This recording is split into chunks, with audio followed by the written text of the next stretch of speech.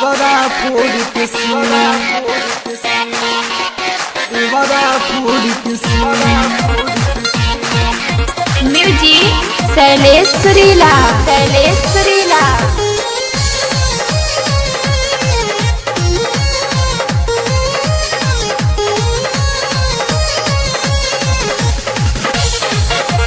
देवरा फोड़ के सीना।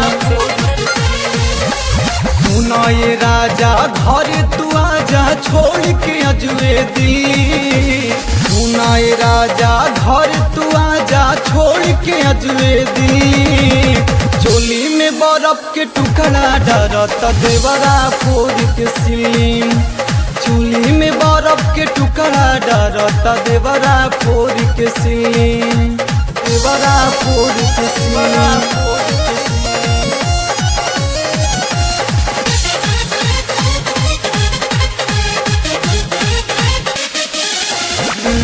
घरमा से बाहर ले कहिले बतांग हो। भौजी भौजी कही के माँ चावे हुरदांग हो। बड़ा फोड़ के सीना। घरमा से बाहर ले कहिले बतांग हो। भौजी भौजी कही के माँ चावे हुरदांग हो। बंद के मारी भड़कावेला तुरल चाहेला किली। बंद के मारी भड़कावेला तुरल चाहेला किली। चोली में बर्फ के टुकड़ा डरत देवरा फोड़ के सीन।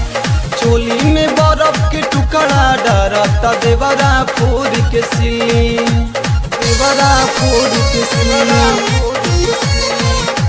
म्यूजिक शैलेश सुरीला, शैलेश सुरीला।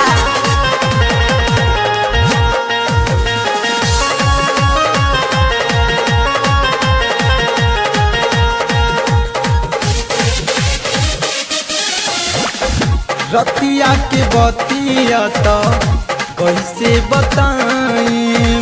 निंदिया खुलल देखे भीगल रजाई। बड़ा फोड़ के सीना। आशीष राजे गो बड़ा दुलारुआ। विपिन त्रिपाठी लागे ला बड़ा बरुआ। कहे निरलवा खारस गुलवा भरी के लैनी झिल्ली। कहे निरलवा खारस गुलवा भरी के लैनी झिल्ली। चोली में बर्फ के टुकड़ा डरत देवरा फोड़ के सीन।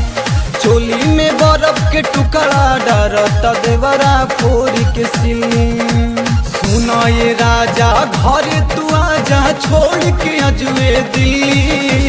सुना ये राजा घर तू आजा छोड़ के अजुए दी। चोली में बर्फ के टुकड़ा डरत देवरा फोड़ के सीन। चोली में बर्फ के टुकड़ा डरत देवरा फोड़ के सीन, देवरा फोड़ के सीन।